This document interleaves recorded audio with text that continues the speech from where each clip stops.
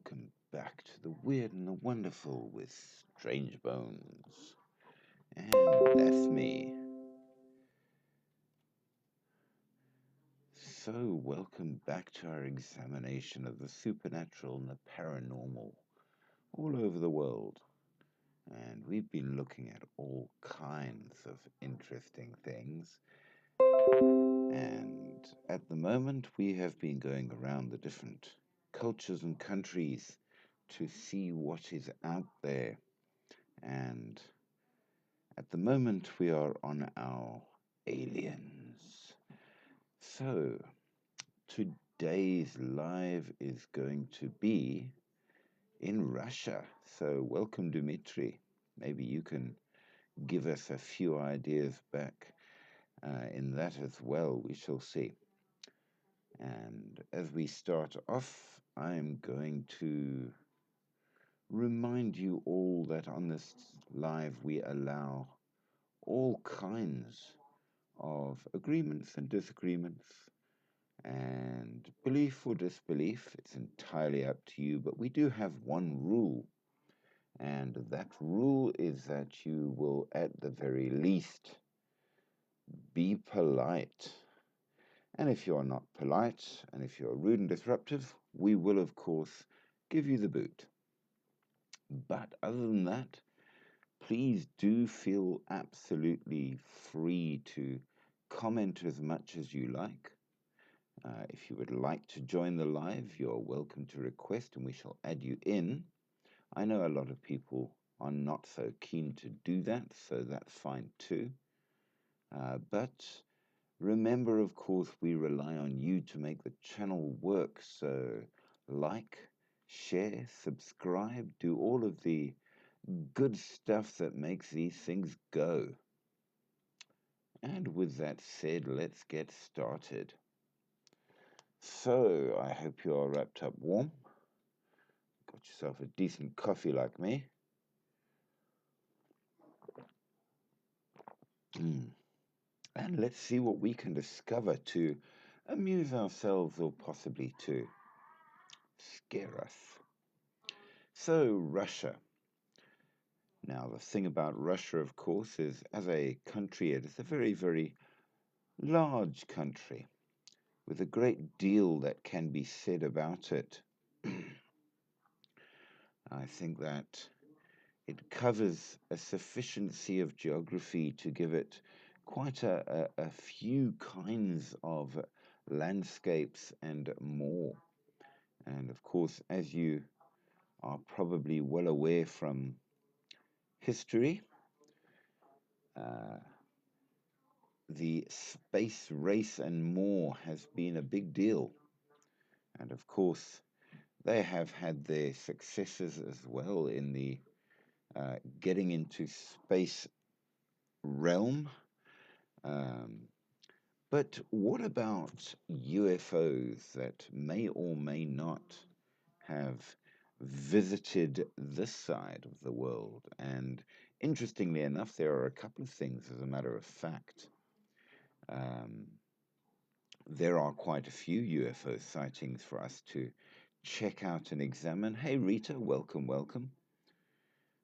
There's also one or two very interesting events which are not UFO sightings, but rather a landing spaceship and aliens. So not unidentified, but very much identified, which should prove something interesting. There is also the Petrozavodsk phenomenon in 1977, which was absolutely UFO. The Tunguska event, which is arguable, and a very interesting region known as the M Triangle, which I think should prove pretty cool to check out. So, as we get going, I hope it will give us a sufficiency of interesting things to discuss. So please, as I say, like, share, subscribe, join in, send comments, and if you would like to join the live, absolutely do let me know. Now, the very first one is the Tunguska event of 1908. Now, some people say that it was an exploding meteor, which it could have been, it's possible, but others say not at all. It is, in fact, um, an explosion of a UFO. So that one might be worthy of discussion in that regard. Now, one of the best uh, and most interesting ones that we have to start with was um, Ivan Wagner, a Russian cosmonaut who currently, apparently, is orbiting the Earth aboard the International uh, Space Station. And of course, for um, those of you who are not so up on the latest of the space race and all of the rest of that, just to remind you of what it was. Um, there's been some interesting um, additions to the workings in space, which include the International Space Station, which essentially refers to a joint country effort to have people in space. Um,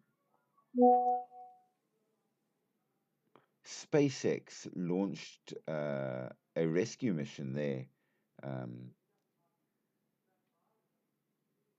just recently. In fact, um, there is a smaller crew there now, and there's all kinds of plans to get other people out to do different things. There are apparently issues with the space station. It's not working quite as well as you might like, especially if you're stuck up in space, let's be fair.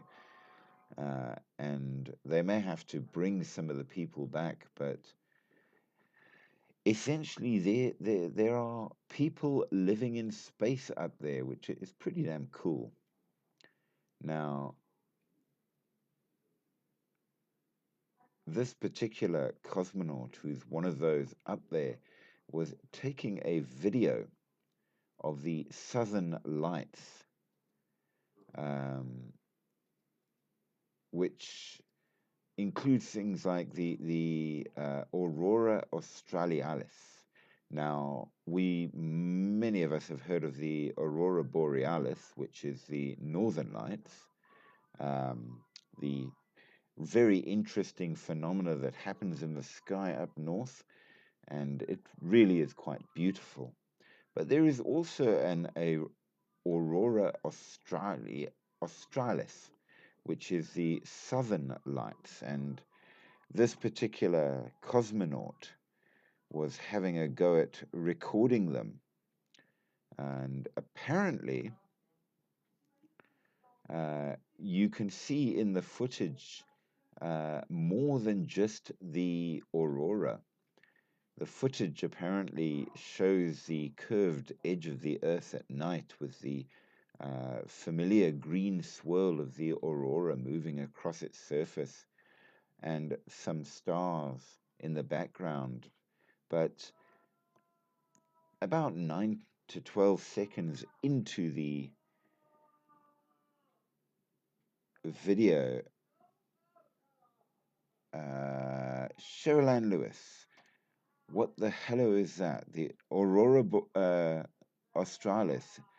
The Aurora Australis is the southern equivalent to the Northern Lights, and it was being filmed by a Russian cosmonaut on the International Space Station. But at 9 to 12 minutes in, 5 objects appear flying alongside with the same distance, and Wagner, the cosmonaut, commented in a tweet he made, "What do you think those are? Meteors, satellites, or more?" And it seems that the video was shot in a time lapse. So in real time, you only got about 52 seconds of these objects. Hey, Ghost, welcome, welcome. I sees you there. Um, and unfortunately, because the video was on a preset record, he didn't see it as it happened, and nobody else aboard the ISS has acknowledged it. So we're not entirely sure yet, but I imagine it's difficult to get much communication easily back from the space station. But whatever it was, it does appear to be a string of lights in a clear angled line in the video. And there is quite a bit of discussion over what it possibly could have been. Um, it has been shared around on Twitter, of course, which, as you can imagine, has made things quite interesting. Hey, Max. Um, but could this be actual proof of UFOs from our very own IFO? That would be pretty cool, you've got to admit. So, yeah, I'm quite interested in that. And apparently, the video is being examined by experts at the Space Research Institute of the Russian Academy of Sciences. Uh, Roscosmos's spokesperson Vladimir Ustimenko has confirmed that the video is under view, and according to the comments made, they say that it's too early to make conclusions until our researchers and scientists at the Space Research Institute tell us what they think. It was decided to hand over those materials to experts who will give their opinion. Wagner, who is 35, is a first time crew member aboard the ISS, where he and a fellow Russian, Anatoly Ivanishin, are working with Chris Cassidy, the American commander of the expedition. NASA at this stage did not mention Wagner's video. Um, so far, we don't actually know what is the situation, but hopefully we will find out more. So, yeah, there's a good bang for your buck to start. And the next incident that we are going to talk about is the Voronezh UFO incident. Now, the Voronezh incident was not just UFOs, but also allegedly an extraterrestrial alien sighting. And it was reported by a group of children in Voronezh in the Soviet Union on September 27, 1989. And of course, since then, the area has become very popular with UFO tourists. Now, according to TASS, which is the Russian news agency, um, the boys were playing football in a city park and they saw a pink glow in the sky and then a deep red ball about 3 meters in diameter. Allegedly, the ball circled, vanished, and then reappeared minutes later and hovered. The children claimed to have seen a 3-eyed alien wearing bronze-colored boots with a disc on the chest, and a robot exited the object. According to the children, the alien used some kind of a ray gun to make a 16-year-old boy disappear until the object departed, which of course leads you to wonder. Now, though the children are the only ones claiming to have witnessed the aliens, Lieutenant Sergei A. Mataveyev of the Voronezh District Police Station claimed to have seen a body flying in the sky. The Interior Ministry said they would dispatch troops to the area should the object reappear. But what was it? Now, on October 9th of 1989, TASS reported that a correspondent had spoken to 10 or 12 youths who claimed to have seen the flying saucer. The original article quoted Dr. Silinov of the Voynich Geophysical Laboratory as confirming the location of the landing using biolocation. According to Paul Kurtz, the method of biolocation that they used was a form of ESP dowsing, whose effectiveness most Westerners question. The report was the most publicized in a series of UFO claims by official government media and were promoted as part of the government's new openness. It was noted that, unlike in America, the reported beings were completely um, apolitical and did not speak during their so called visit. In the immediate aftermath of the alleged incident, hundreds of UFO reports began appearing, with a reporter from the Komsomolskaya Pravda even claiming to have had an exclusive interview with alien beings from the Red Star. Now, of course, as we know, whenever there is some kind of UFO sighting or possible alien sighting, you immediately get huge numbers of people that pop up claiming all kinds of things. So it's eminently possible that the resultant wave uh, have nothing to do with the price of eggs, as they say, and cannot have any consideration against the original sighting.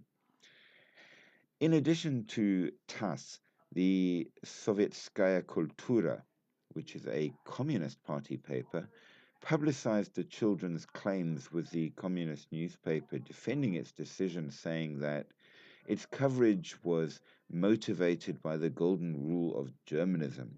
The reader must know everything. The newspaper repeatedly asked whether the report was in jest and repeatedly assured it was not.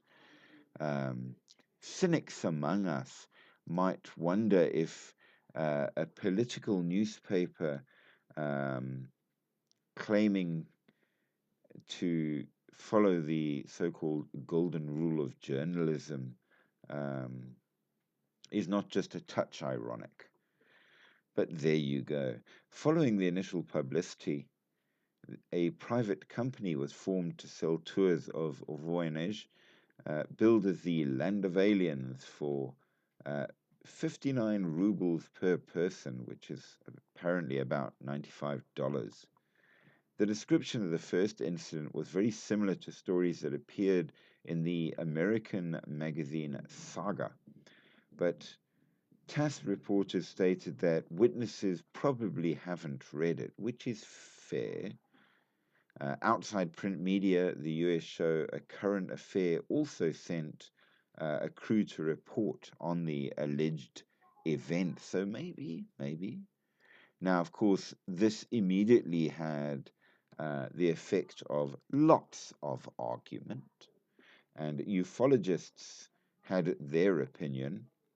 Kuzovkin, who is a ufologist, told the Socialist Industry that he thought a 26-foot wide patch of scorched ground near South Moscow was called by a UFO landing. However, TASS report said that firefighters considered the scorched ground could simply have been a haystack that burnt. The Soviet Scientific Commission ordered an inquiry into the alleged incident. According to Paul Kurtz, writing in a 1990 volume of the Skeptical Inquirer, the scientists of the Soviet Union who had studied the evidence included members of the Voynich Amateur Section for the Study of Abnormal Phenomena, who visited the site a week after the event and used a form of ESP dowsing. Regarding claims made in initial test reports of extraterrestrial rock found at the site, Genrik Silinov of the Voynich Geophysical Lab later stated that it was a form of hematite, which is commonly found in the Soviet Union, and told the socialist industry, "Don't believe all you hear from TASS. We never gave them part of what they published." So it seems that not everybody did agree. Though the area was found to have an above average presence of the radioactive isotope cesium, Vice Rector for the University of Voronezh, Igor Sarostsev, stated it was insignificant, saying that the presence of a larger than normal quantity of cesium in the area of the alleged sighting did not constitute proof of landing, noting that after Chernobyl, this kind of phenomenon has been found in many areas. Now, again, this brings up another point, which is something that popped up in a couple of the areas that we have looked at. And as we go around with it, we see that there has been a certain amount of what we can call increased possible UFO sightings around any kind of nuclear activity around the world. So this either could show that they were there to check things out, or it could show that this is nothing whatsoever.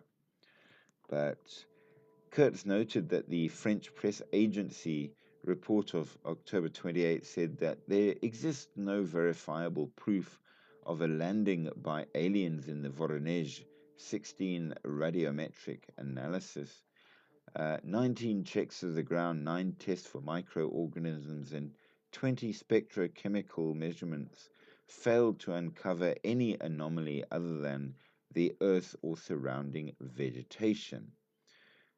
Kurtz reported that the Soviet evening news correspondent Vladimir Posner sent a film crew to Voronezh, but they could find no other witnesses except the children, leading Posner to suggest that the creative imagination of young children was perhaps at work, which I suppose is quite possible. Nevertheless, um, it was definitely a interesting, if inconclusive, um, thing to consider. Now, these are absolutely not the only um, sightings and things, and it seems that by and large there wasn't a lot proved either way. So we know that in and of itself isn't enough to really make any particular decisions. Now, of course, as we know, there's a lot of commentary about all the different possible spots both ways. And one such spot which does need to be at least mentioned is the so-called M Triangle. Now, this is a remote area near the Ural Mountains, about 600 miles east of Moscow. And it's said that this is the Russian answer to Area 51. Locals have reported seeing a whole range of phenomena over the past 100 years, including hovering lights, translucent beings, strange symbols written across the sky.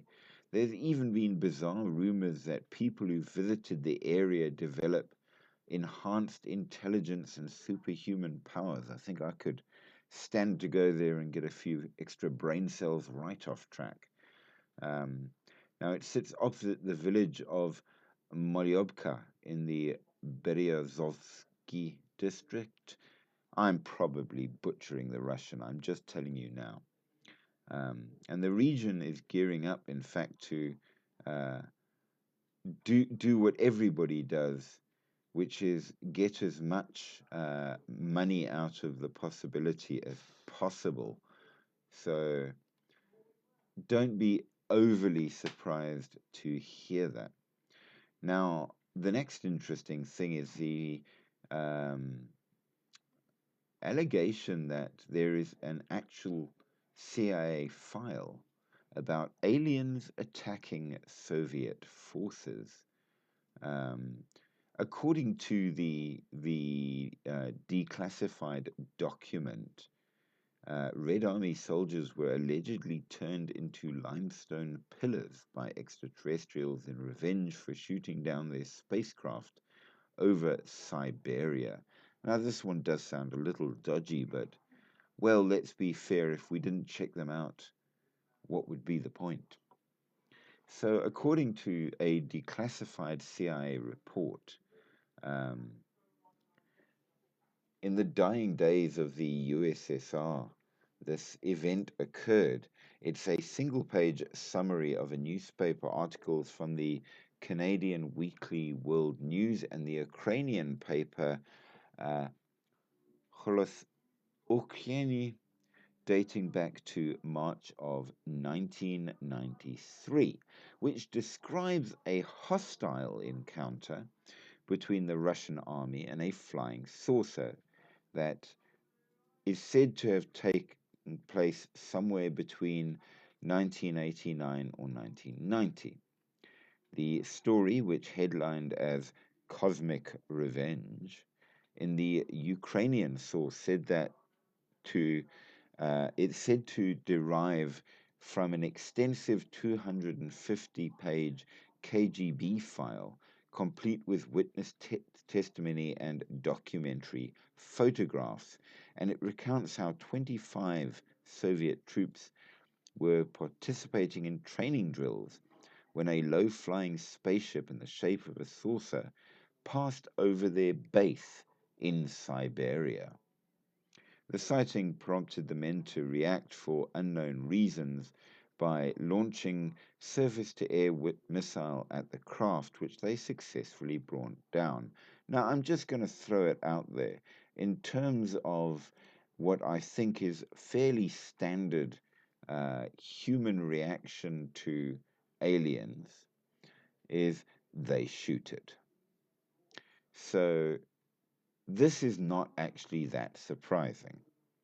5 short humanoids with large heads and large black eyes emerged from the record um, before fusing together into a single object, um, a spherical shape that emitted a sinister buzzing sound. Now, of course, this sounds exactly like the well-known greys, um, which we have allegedly been seen all over the world. The sphere then burst in an explosion of brilliant white light, leaving 23 of the men turned into stone pools, while the remaining 2, shielded from the blast by virtue of being stood in the shade, managed to escape unharmed, which I suppose is lucky. The bodies of the victims were reportedly recovered by the Red Army and taken to a secret research laboratory outside of Moscow, where it was discovered that their molecular structure was now identical to that of limestone, with the light that petrified them attributed to a source of energy not currently known to humanity. If the KGB file corresponds to reality, this is an extremely menacing case. An unnamed CIA analyst is quoted as saying in response to the tale, if aliens possess weapons and technology that go beyond all our assumptions, they can stand up for themselves if attacked. Um, Ex-CIA agent Mike Baker, for one, has expressed skepticism about the encounter, which he says sounds like something from a pulp fiction 1950s B movie, which I suppose is fair. If there was an incident, regardless of the nature of the incident, I suspect that the actual report doesn't much look like what has come out for 5 or 6 or 7 iterations of what was originally written. I'm sure there's something out there. I just don't think they landed decades ago, turned Soviet soldiers into limestone, and we're only hearing about it now. Fair comment. Nevertheless, UFOs are, of course, quite a big deal world over, and there's plenty of concerns as to what might happen if they do turn up. Donald Trump himself has said he doesn't believe in extraterrestrials, but he has signed an executive order demanding that all federal documents pertaining to them be declassified to expose or dispel a number of rumors about cover ups and things, which might prove his confidence that there are none. We know, however, that there has been other places where things such like this have happened, such as Usovi in Soviet Ukraine. In 1982, a group of nuclear missiles became activated as a UFO hovered over a missile launch facility. I think that to me would be a very worrying thing. The idea that they could rock up and just play around with the nuclear weaponry. The Sassovo explosions were two mysterious explosions that occurred in 1990 and 1992, with the equivalent of 25 tons of TNT. But apparently, there wasn't much to show what caused them. So we're going to have a quick look at that. So Sasovo, the Ryazan Oblast. So Sasovo is a town located in Ryazan Oblast, which is an area located on the Tsna River, about 184 kilometers southeast of Ryazan. Population of about 28,000 odd and growing. It was founded in 1642, but was only granted town status in 1926.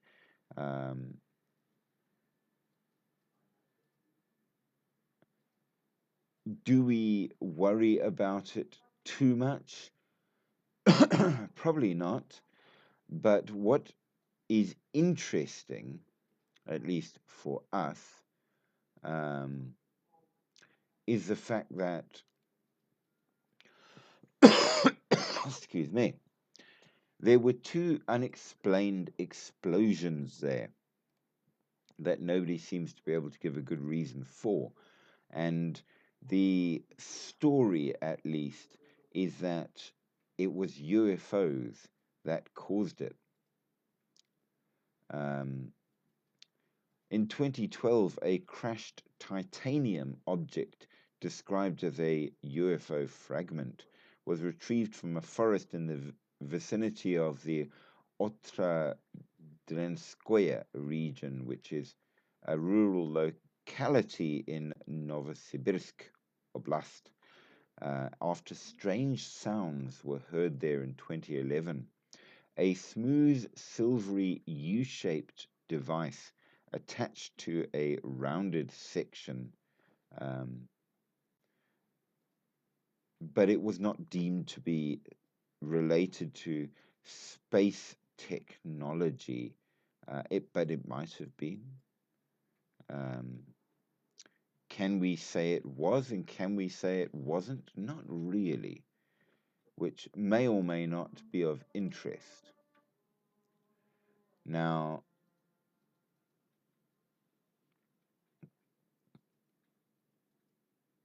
these are just a couple of the interesting bits, and the Petrozavodsk phenomenon is one which I think, at least, uh, is a bit more interesting in terms of UFOs, if you're into that. So the phenomenon was a series of celestial events of a disputed nature that occurred 20th of September 1977.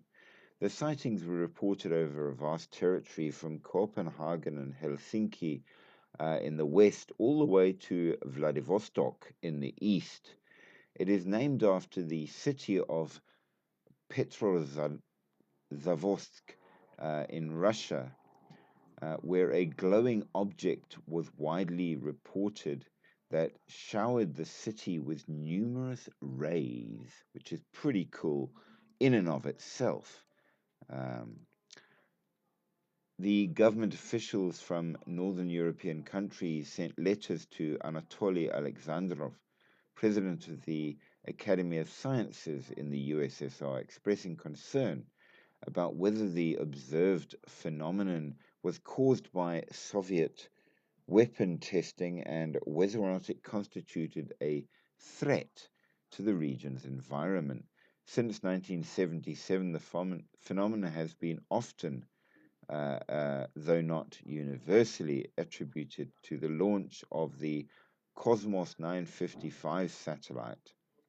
In the same year, a preliminary report for the Academy of Sciences of the USSR was made containing a large body of visual observations, radiolocation reports, physical measurements, and accompanying meteorological data. It concluded that, based on the available data, it is unfeasible to satisfactorily understand the observed phenomenon. Um, it may, in fact, however, also have been what caused the creation of Setka-An, a Soviet research program for anomalous and let's try that again in English, anomalous atmospheric phenomenon. So it's an interesting one because they've kind of admitted that nobody quite knows what it was. Now, the sightings happened early morning when at least 48 unidentified objects reportedly appeared in the atmosphere. Several sightings occurred before 1 a.m. local time over Medvedzhegorsk and over Luki, Kovdor, and Palanga, which is in Lithuania. These luminous objects were observed by the supervising personnel of the Leningrad Maritime Trade Port as well. They say that a flying object surrounded by a luminous coat was reportedly seen by the crew of the Soviet fishing vessel Primorsk that was departing from the Primorsk harbor. The object appeared to move noiselessly from the east, and it abruptly changed its direction for the north. Now, of course, this is one of the things when observing UFOs, knowing that things can suddenly change direction shows that they might not be what you might think.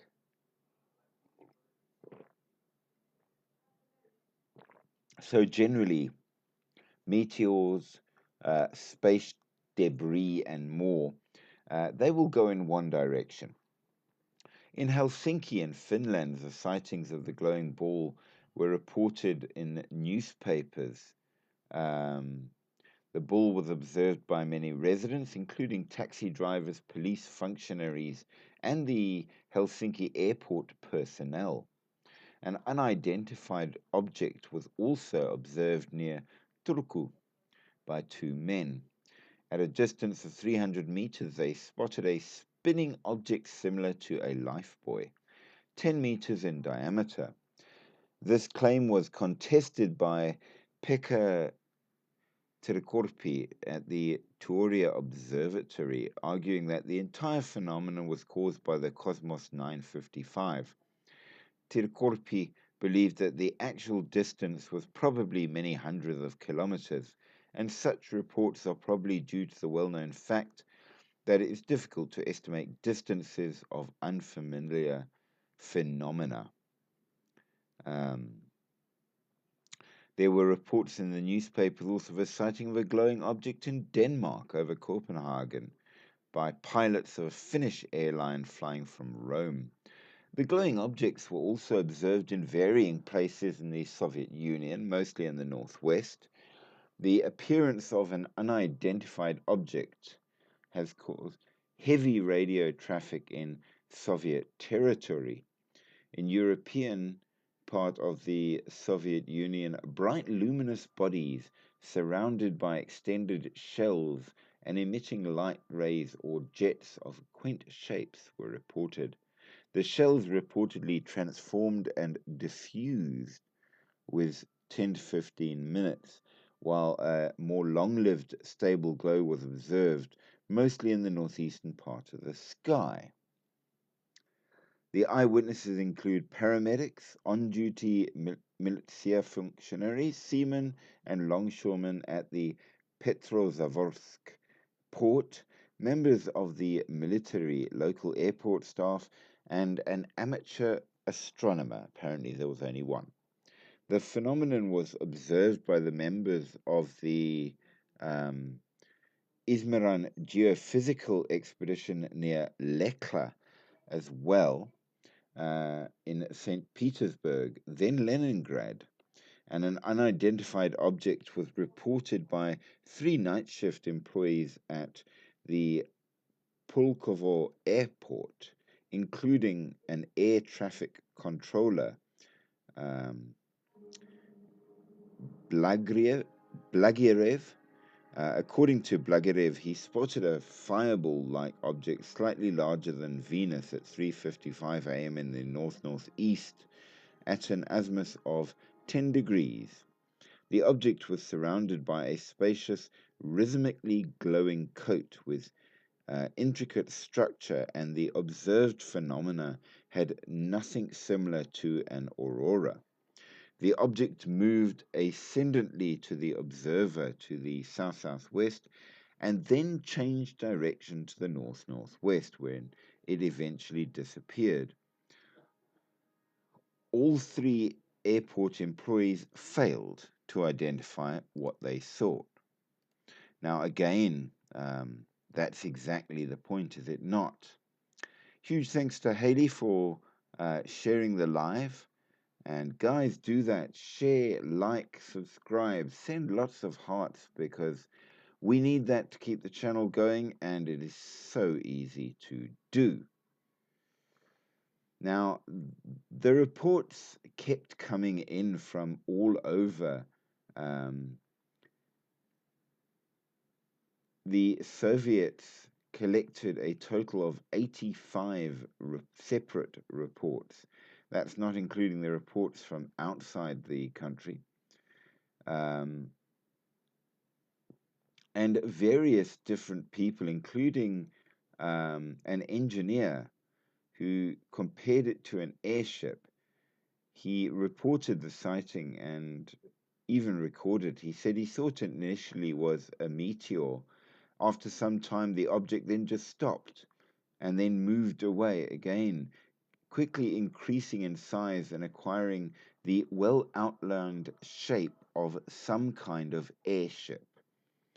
The object was faceted and tipped with brightly shining spots on the front and back. Edges were glowing with a white light that was slightly fainter than the spots. Facets resembled windows lit from inside and were evenly glowing with a white light that was fainter than that of the edges. The object reportedly moved at an altitude of 300 to 500 meters, being 100 meters long and about 12 to 15 meters in diameter. The object had released a brightly shining ball from the rear, which moved north. The ball was flying horizontally and then descended behind a forest. The landing reportedly caused the appearance of a bright glow. They did take 3 unsuccessful photos of the sighting. The object was much larger than the moon and moved with the speed of a helicopter, and it moved in complete silence. So what do you think, guys? Was that a UFO or not? It certainly does seem to be very, very interesting. The fact that a number of these individuals were quite well educated and quite serious type people who would know what they're talking about adds to the interest. There were a number of aircraft that reported it and more. And people have gone into quite a bit of data analysis and more. What's interesting is that the eyewitness reports were mutually consistent and complementary. Some accounts were attested by Yuri Gromov, and he says that the so-called star spread out in the form like a jellyfish, showering the city with a multitude of fine rays, which created the image of pouring rain. It was further reported that at the same time luminescent rays ceased, the jellyfish type thing turned into a bright semicircle, which then moved off towards Onega Lake. Nobody seems to quite be able to give a proper, decent explanation of what it was and how it got to move the way that it did. There's a lot said about it. They said it was very bright and lit up the ground almost like day.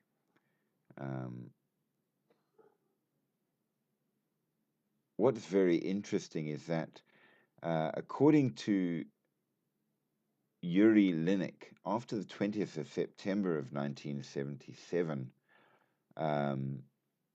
there was increased biological activity in the area where the phenomenon was observed. It was reported that blooming roses in his garden and the second bloom of about 10 species of herbaceous plants. Linnet called it extraordinary for Karelia's latitude because after the autumn equinox, the vegetation of herbs almost ceases. He further emphasized the intense bloom of the water caused by, one second here, a kind of green algae, which has a name I'm not even going to try to pronounce, happened after the incident as well. Some impact on technical devices was also noted when the engineers of the Petrovadosk area reportedly observed huge failures in computing devices, but thereafter they regained normal performance. So maybe it does fit in with quite a few of the reports from other countries in that regard as well. Now, here's the bit that's interesting. while they were very, very visible to people, the objects over the airports were not detected by airport radar, though it was briefly on the Helsinki airport radar. Um, According to the UPI, however, the air traffic controller from the same airport said no, it wasn't. They were also not spotted by the Soviet air defense system either. Um, they were detected by the weather radar of Karelian Hydrometeorological Observatory in Petrozavodsk on the 30th of September. As you can imagine, of course, this led to quite a bit of an investigation, obviously done by the Soviets themselves. The initial analysis was made by a chap from the Sternberg Astronomical Institute using various testimonies and meteorological data. And he wrote that the passage of one object at reasonably high altitude shows simultaneous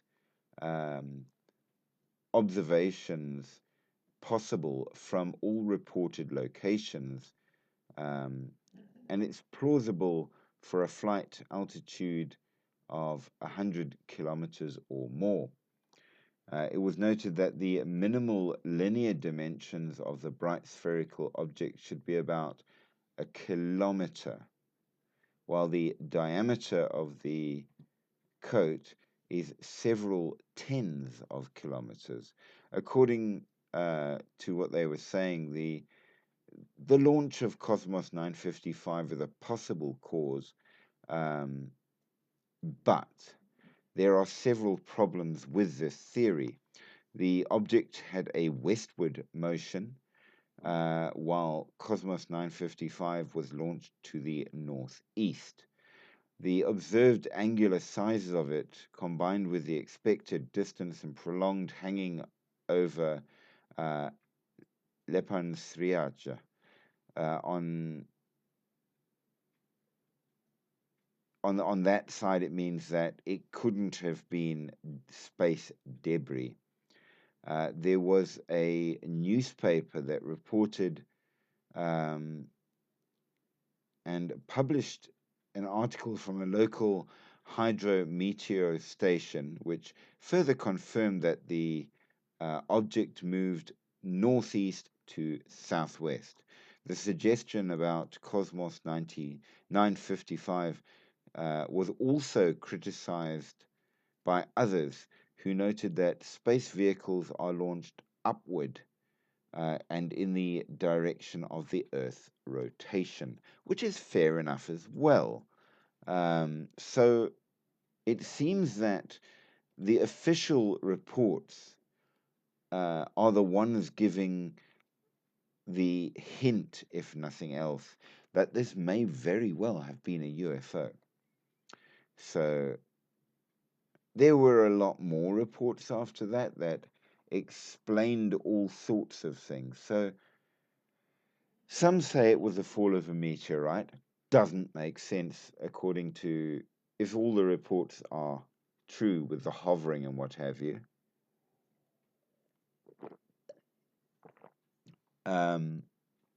There's the theory also that it was the aurora, but that too is not possible because it's the wrong area for it to, or the wrong altitude rather, for it to occur, and the brightness is low, whereas this was very bright. The idea that it was the Cosmos 955 doesn't work. The idea that it was a solar flare also doesn't quite work because of the way it stopped at a point. All of these things seem to imply, therefore, that your best bet um, is not the standard, and that in fact it might not be a human created object or a natural uh, event at all, but rather possibly, possibly an alien spaceship. I know we'd all like it to be that. Now, just for clarity again, I remind you that alien visitations are not UFOs, and that is purely because um, UFOs, by their nature, are unidentified, and the moment you say it is definitely an alien visitation, you've identified it. Um, Obviously, the number of reported alien encounters is incredibly low, and most of them tend to be slightly dubious. Whereas, by contrast, there are a huge number of UFO reports, which may or may not be explicable in that regard. That does depend very much indeed. So it's something we can't necessarily explain away. Um, so make of that as you will. Now,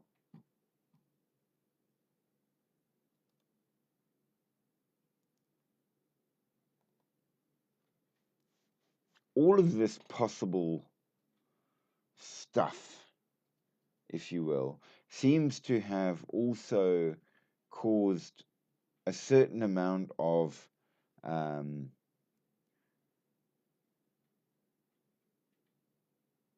human response on the part of the ordinary person. And there's a cultural philosophical movement called Russian Cosmism, Rus Cosmism, which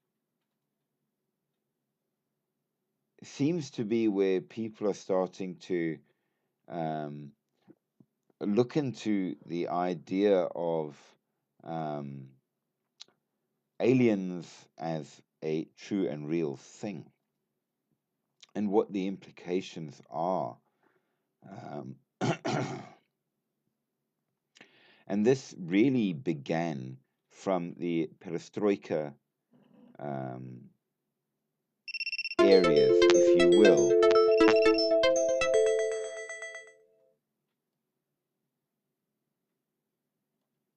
Do forgive, for some reason that went boop. Sorted that out. So it seems that this has almost become a social movement of a kind. It includes various things, including the spiritual, the psychic, the paranormal, and more. And it answers to many of the concerns that people are starting to have in terms of what is out there and should we be worried.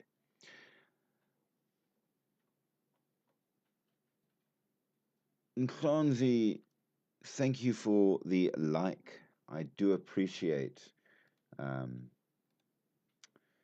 so the next interesting one happened in 1982, and it's the Lake Baikal aliens, a legend based on a supposed encounter by Soviet Navy divers um, with underwater beings. Now, this is not the first time that people have said that the aliens are here, they're just underwater. We've seen evidence of this assumption in the US and in other places. So perhaps there's something to be said for this. If I recall correctly, there's a possible alien spot off Greece as well. Now, this one is in Lake Baikal, which is a pretty deep lake from what I understand. These beings are described as tall, with large heads, humanoid in appearance, potentially with gills, and wearing silver suits. Some accounts claim that they were accompanied by a vehicle described as not of this earth, which may or may not mean something. Um, the story gained traction after the alleged UFO sighting in Voronezh in '82, with some connecting the two events. The ice circles that naturally form on the lake's surface during winter have also been linked to the legend, with some speculating they are related to some kind of underwater activity. How true is this? We don't know. The story is popular in UFO and paranormal circles, um, but it's widely considered to be a myth or urban legend rather than a verified event. There is no credible evidence to support the existence of aliens living in Lake Baikal, but I suppose it would get something of a cover up. Now, in 1982, Soviet Navy divers allegedly encountered strange beings underwater during a training exercise. Um, the incident was not spoken of much, and for that reason, we do kind of need a bit more, if you will. Now, Lake Baikal, as I have said, is a very big, deep lake and very cold. And when it freezes over, often you get strange rings forming. Now, this is one of the most remarkable natural wonders of the world.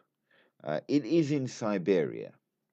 Your desire to go swimming there might be somewhat limited. Hey, Animixere. It is known as the Pearl of Siberia. It is one of the oldest and deepest freshwater lakes in the entire world and contains around 20% of the unfrozen freshwater of the entire Earth.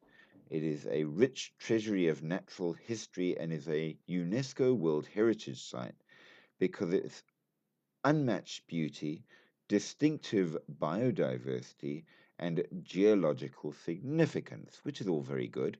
Um, we like all of that for all the reasons. Now, with a maximum depth of 1,642 meters and being 636 kilometers long, it's said to be the earliest or oldest lake on Earth, having developed through tectonic action around 25 million years ago.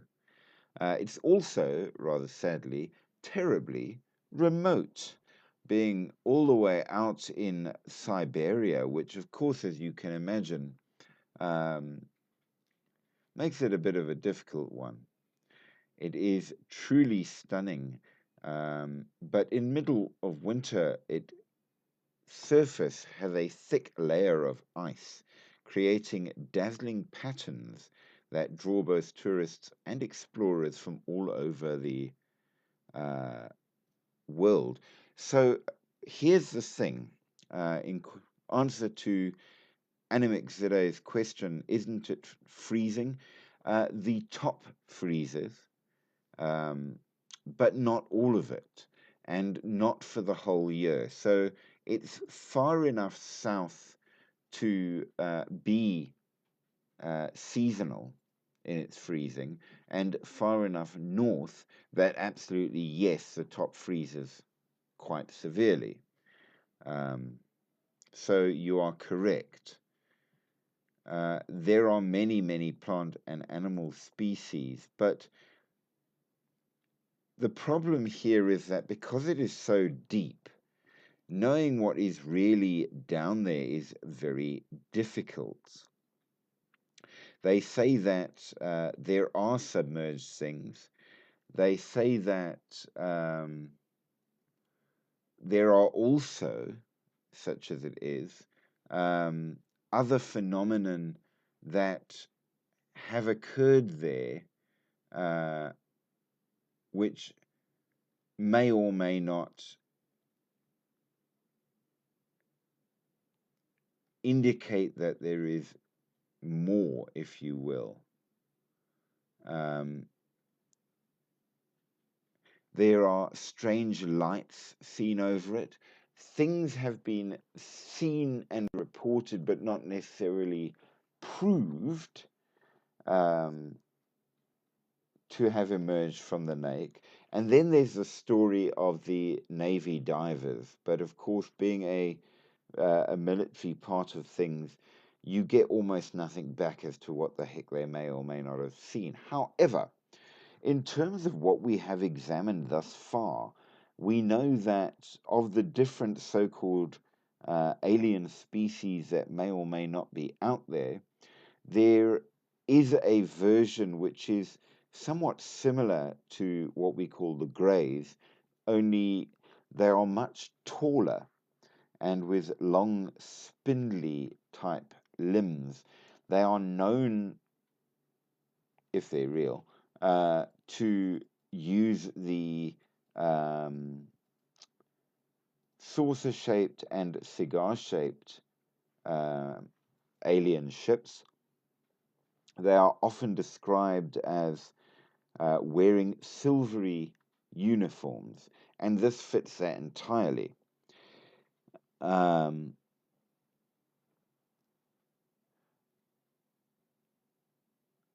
okay, was there a black cloud over Australia? Was it true? Not sure. Haven't done um, Oz yet, but I think maybe we should consider the possibility of looking into that, and I'm actually going to make a note thereof to look into it because, yeah, we would like to know about that too.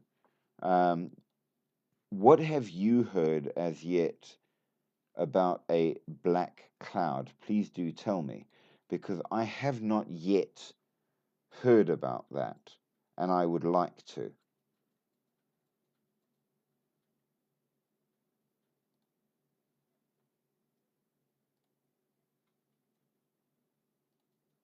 Just quickly saving your comment. And there we go. When you say a black cloud, how big, which part of Oz? I mean, there's quite a bit of ground to cover there. Do you know more than just that?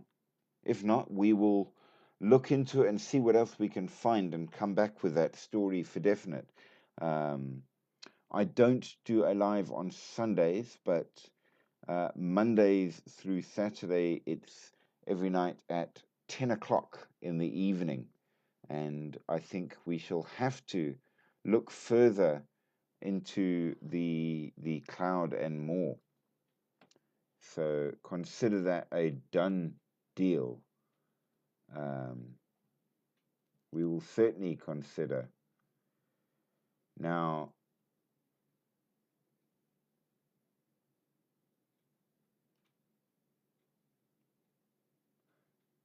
does the Soviet Union actually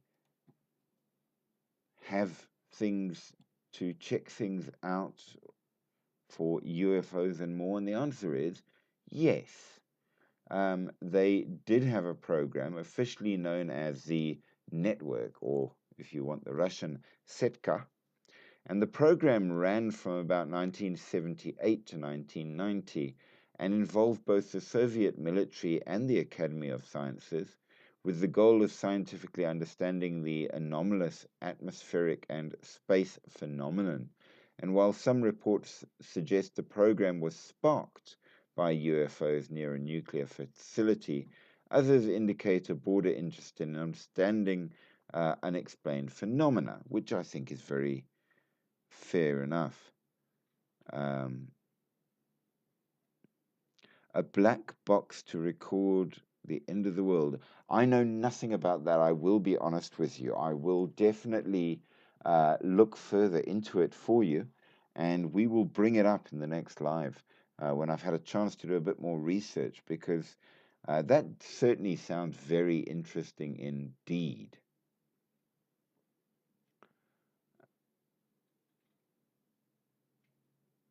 Now, what were the objectives of Setska?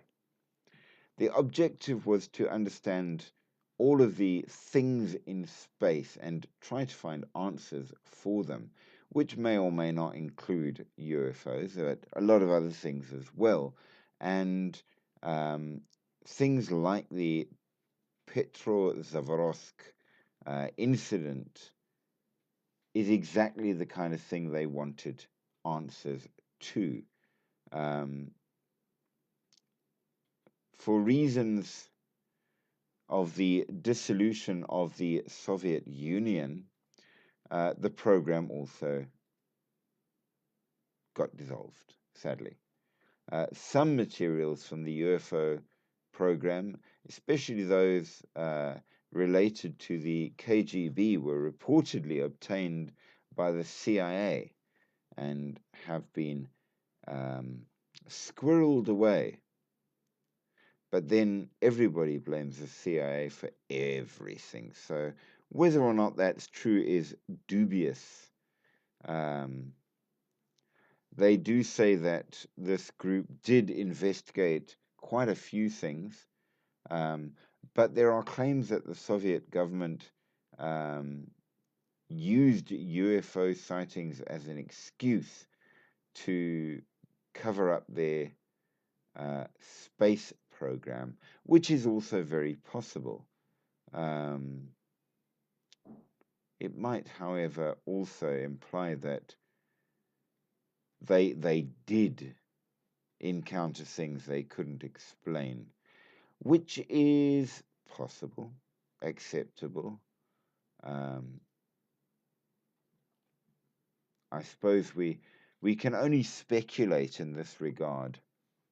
Now, the next interesting one is the Dalnegorsk UFO incident, where in 1986 a spherical object reportedly crashed into a mountain near Dalnegorsk in Russia, which was then part of the Soviet Union. Witnesses reported seeing a bright object and crash into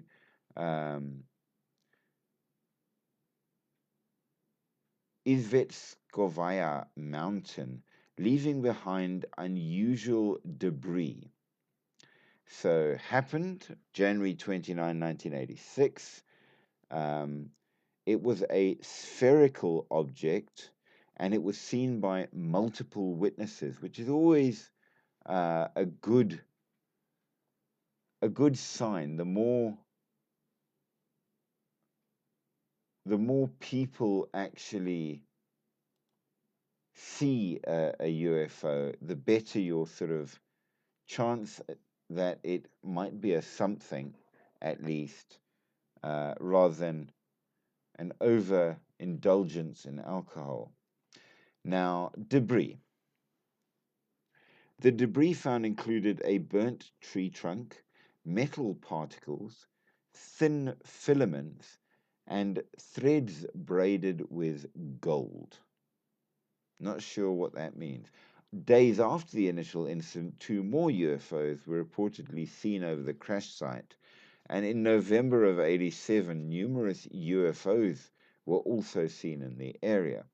Physicians and other scientists from the Siberian division of the USSR Academy of Sciences investigated the site and analyzed the data. But they never really gave much of an answer. Some say that the object could have been a plasmoid, a ball of plasma formed by geophysical forces. I'm not entirely certain which is scarier, to be honest with you.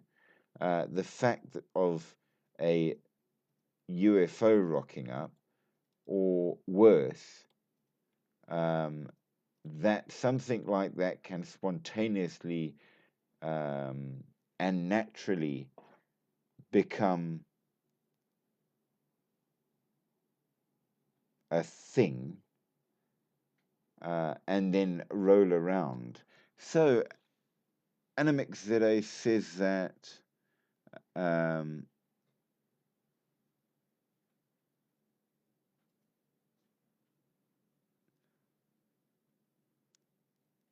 they film it on cell phones today and it looks like a video from the 80s. Are you implying that you think that this is rubbish, which is perfectly an acceptable view?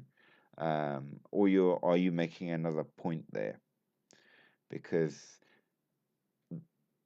there's a lot of different views, and you are absolutely correct, as I've stated a number of times um, in quite a few of the lives. The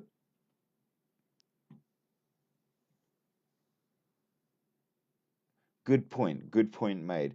The problem I think we have today is that our technology has gone to a point where everybody has a camera, and absolutely we could record things, which is great. But unfortunately, it's also got to a point where I can create things that really aren't there, and it looks absolutely amazing, but really it's nothing more than a doctored film.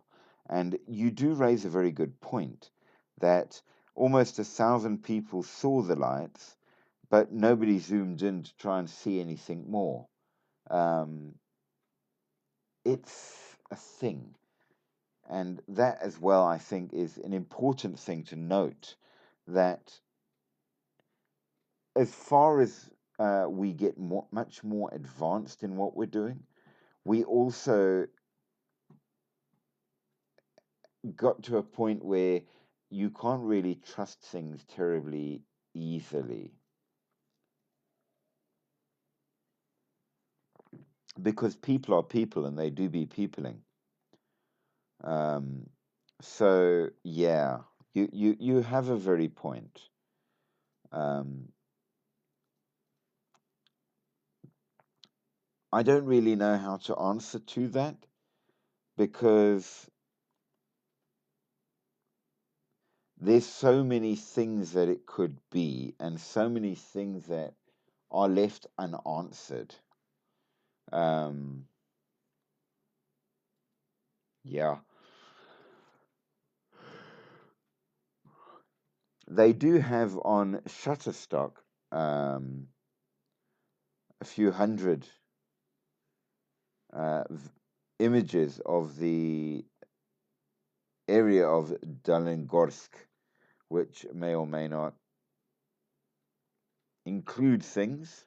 But as you say, uh, no real proper zooming in and taking a professional type. Yeah. Though, to be fair, and arguing for it, I'm going to say that it did happen in 86. How many decent cell phones were out there in 86? How good were the cameras on cell phones in 86? Not great. Not great at all. Um, I mean, these days you can get such amazing pictures on a cell phone that, and I'm speaking as somebody who used to be a photojournalist, um, it's more convenient and better quality on my cell phone in some cases than it is on a proper dedicated camera, unless you're really going to go hard on it and get the top of the line ones. So yeah, it's a bit it's an argument, but back in '86, I'm going to say that most cameras were pretty crummy. On your cell phone, um, was never great. I remember when cell phones came out, and they were not good. I mean, I'm also from South Africa. I remember the cell phone that my mate had. He got one of the first. He was ever so proud of it. And if you saw it today, you would probably die laughing. He used to call it the brick, which should probably give you a fair reason to imagine what it was like. So, yeah, not great at all. And I don't recall there being much of a camera on it. If there was, it didn't include video. I'm just saying, it really didn't. It was crummy. Um, I think you could snap maybe 3 or 4 basic pictures, but the memory was so small that you couldn't get much on that either. They were crummy. These days, we are way better off in terms of that, and yeah.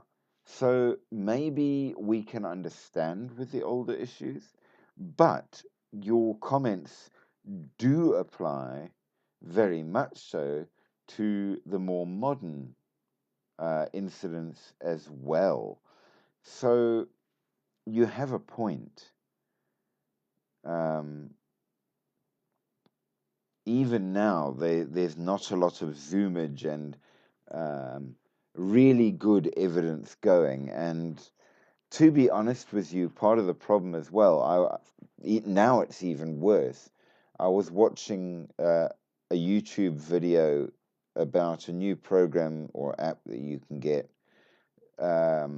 which basically takes the entire of you and turns you, with all gestures, facial expressions, and everything, into Bigfoot. And very, very clearly, it isn't Bigfoot. But there you go. We have problems now. Am I not sure if it's government trying to cause distractions? Well, that was the big argument with it. Because the Petro, whatever it was, incident was seen over several countries. Okay. So the question was it a Soviet military exercise or something like that? And they just denied it. And many of the other countries were like, yeah, should we be scared for whatever reason? And as far as I can tell, there were no serious answers to that either. Um, so maybe it was a cover up. The great thing about many of the stories that are UFO stories are that any rational person can absolutely just dismiss them because we know they're not real, type thing, which covers a hell of a lot of the population, let's be fair. If you go running into a place saying, I've just seen an alien and he spoke to me, you're probably not going to get a lot of belief. You might get a huggy jacket, but not a lot of belief. So if you were trying to cover up military weapon testing or something in that regard, calling it a UFO is probably a pretty good way to do it.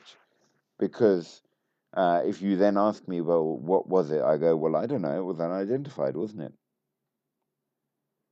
I mean, how do you counter that? You know, sorry, if I knew what it was, I would tell you. I don't know what it was. It was unidentified. It's a non-answer. So it's absolutely possible that it was that kind of thing.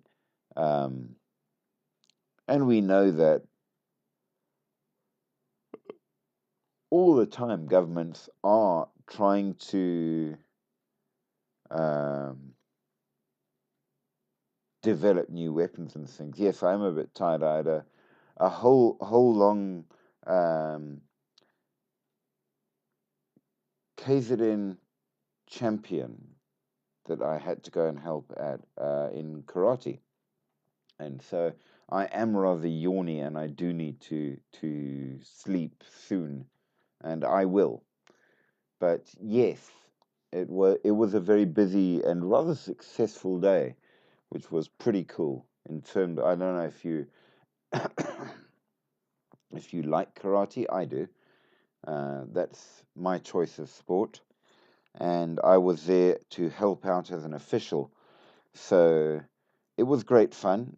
The guys won plenty medals. It was for um, Natal, and we did good. We did good.